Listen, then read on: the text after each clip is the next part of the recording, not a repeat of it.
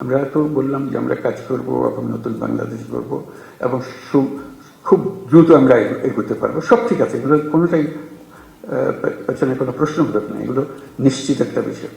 কিন্তু এর মাঝখানে আমরা একটা পরিষ্কার মাথার ভেতরে যেন রাখি, আমরা একটা যুদ্ধাবস্থার মধ্যে আছি।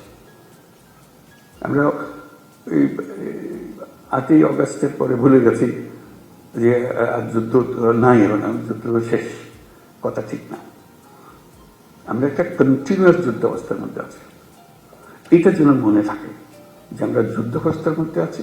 এই যুদ্ধ অবস্থার থেকে আমাদের জয় হয়ে ফিরে আসতে হবে, বের হয়ে আসতে হবে।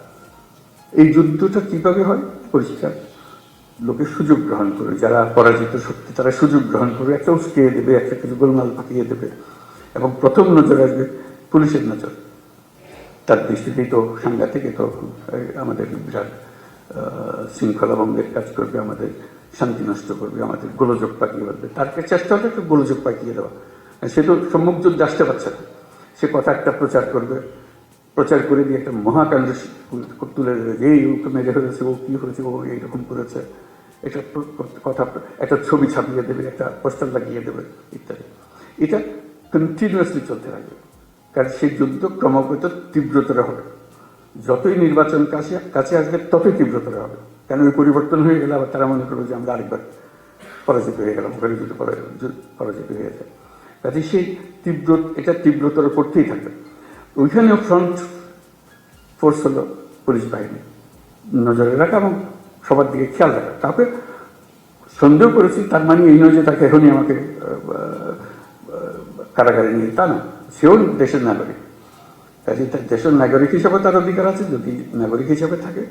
আর যদি দোষ করে থাকে তার উপরে নজর রাখবে, দোষ করা মাত্র যেন আমি তার ধরে রাখতে পারি, যেটা আমাদের নিরাপত্তা বিঘ্নিত করছে, আমার আইন ভঙ্গ করছে ইত্যাদি ইত্যাদি যেগুলো আছে।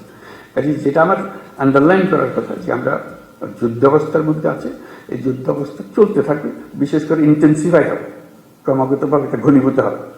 এই মেঘ আস্তে আস্তে কালো মেঘ, কাল থেকে আরো প্রচন্ড বেগের মেঘ, ঘূর্ণিঝড় ইত্যাদি হতে থাকবে। আমরা যদি সতর্ক থাকি তাহলে এটাকে আর বাড়ার সুযোগ দেওয়ার দরকার হবে না। এই প্রসঙ্গে দেখা যাবে যে অনেক অপপ্রচার, এগুলো তোমরা পরিচিত, সব অপপ্রচার যে হয়, অপপ্রচারের একটা মহা কারখানা আছে।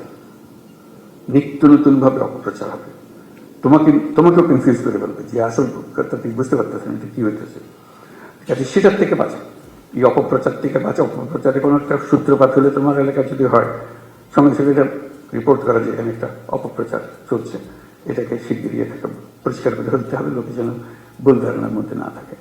নড়াচড়া ইত্যাদি, কারাই অপপ্রচার করছে, কারাই ফ্যাক্টরি বানিয়েছে, কোথায় বানিয়েছে, কারণ তাদের এন্ট্রান্স সর্বত্র, যেহেতু তাদের হাতে বিশাল অঙ্কের টাকা আছে, কি পরিমাণ টাকা আছে যেটা পত্রিকায় তোমরা দেখতেছো।